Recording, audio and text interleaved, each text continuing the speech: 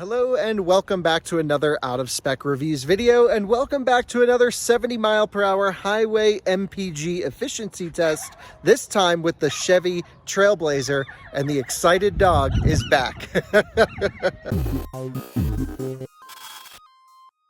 This is the Trailblazer Active all-wheel drive, which means it's sort of the top spec model. It has the 1.3 liter turbo engine. Let me show you this thing because it's so small, but yet so effective. So let's pop the hood here really quick. And here it is, the little 1.3 liter turbocharged 3-cylinder engine. Very interesting engine here. Now this is the upgraded engine, upgraded from the 1.2 liter 3-cylinder that's available.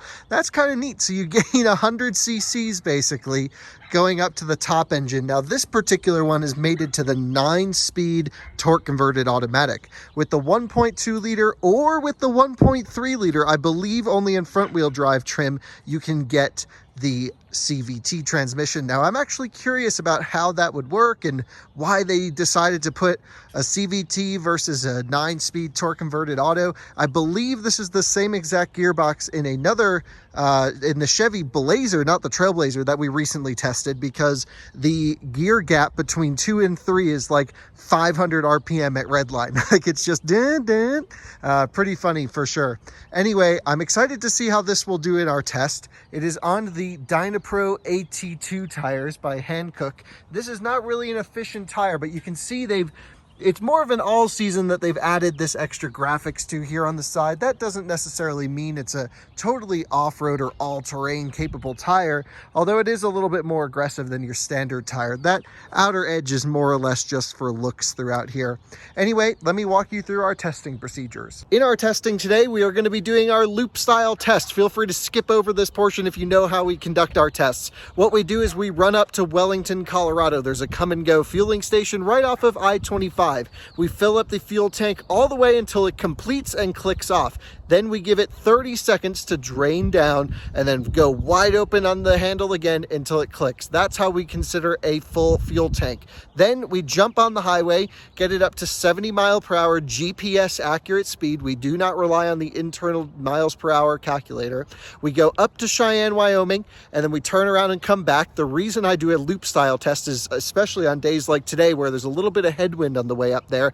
We're going to have probably worse efficiency on the way there, but then we'll get extra efficiency on the way back with the tailwind. So it should even itself out. It also helps with any sort of elevation changes throughout the route. So that'll be kind of neat. I just set tire pressures to manufacturer suggested pressures, and I'm excited to see how this will do. Now, we will run the MPG calculation off of the pump, but I will also show you what the car shows, because usually there's a small discrepancy here or there, and then you can kind of get the range as to how this car will perform in this very standardized test, or at least standardized as we can get in the real world.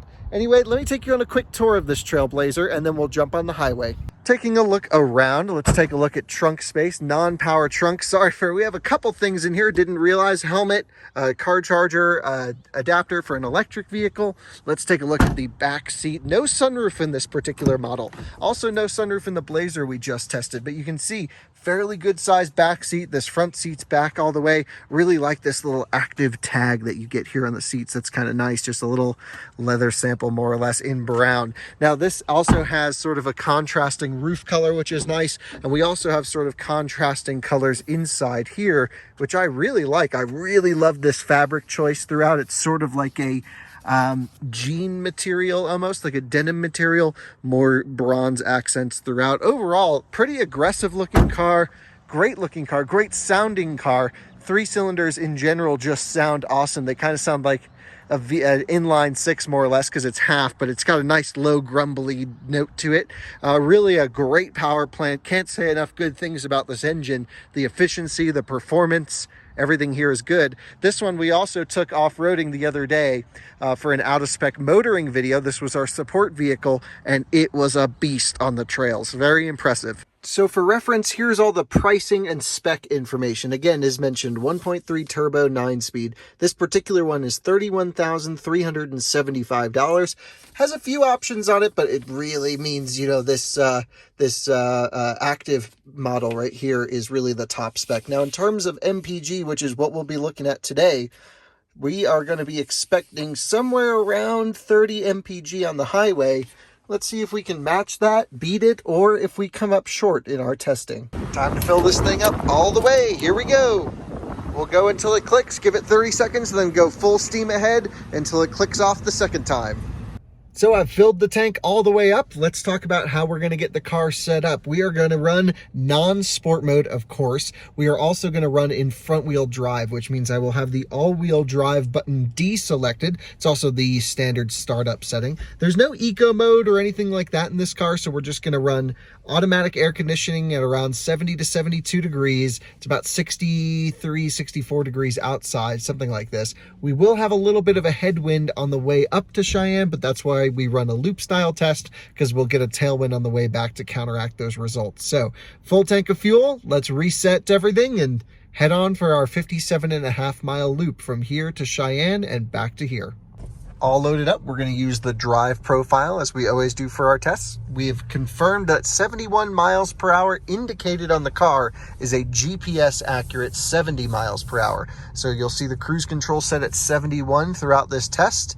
There is a little bit of traffic, so let's hope we don't get any aero advantage by following trailers like this one here.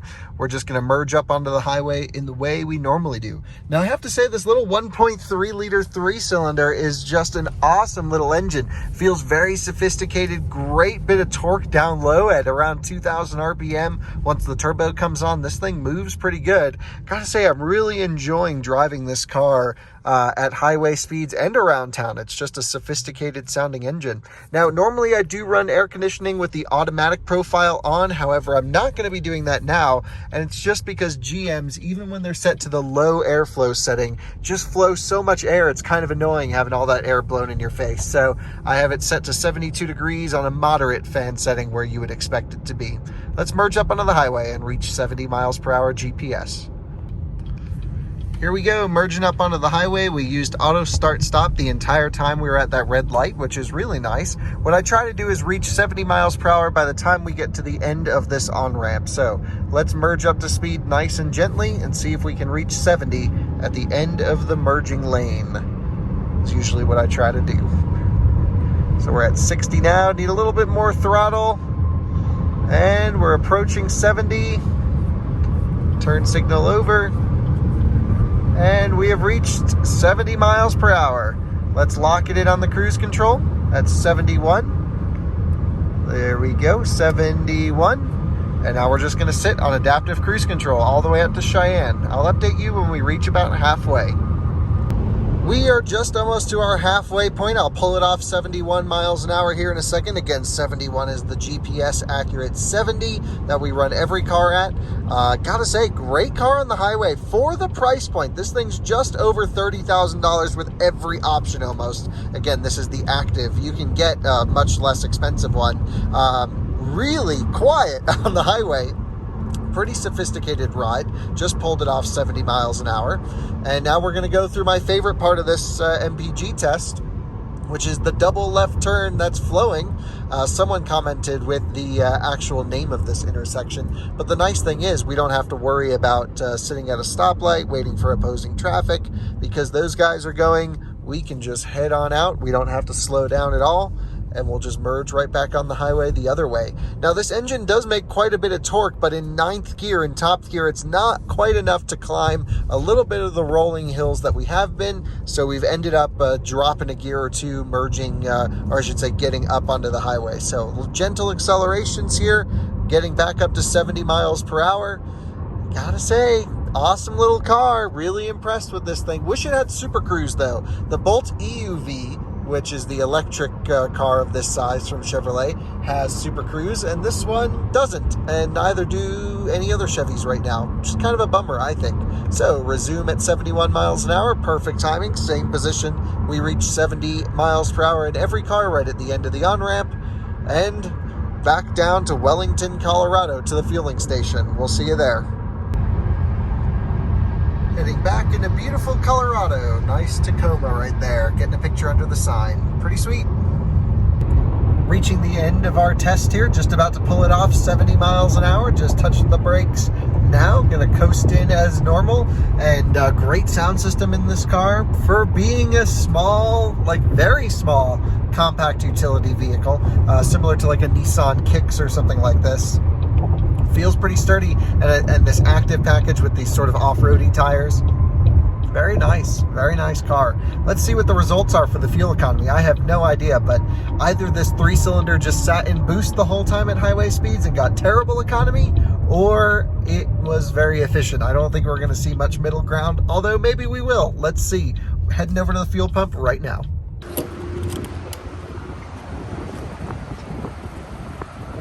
Now it's results time. So on our 57.5 mile loop, driving again at a constant 70 miles per hour. The reason I do a loop is of course to compensate for any wind changes, which it was quite windy today, and elevation of course. We used 1.741 gallons, which according to the pump, using our 30-second waiting method and then retopping up, averages 33 miles per gallon. Now, according to the car, over our same distance, we averaged 36.9 miles per gallon. I tend to trust the pump on this one, so we're going to call it at 33 in a bit, and overall, fairly good performance here. You know, considering this is an all-wheel drive, trail-capable SUV with plenty of space, pretty compact, plenty of performance, especially up here at altitude with the turbo.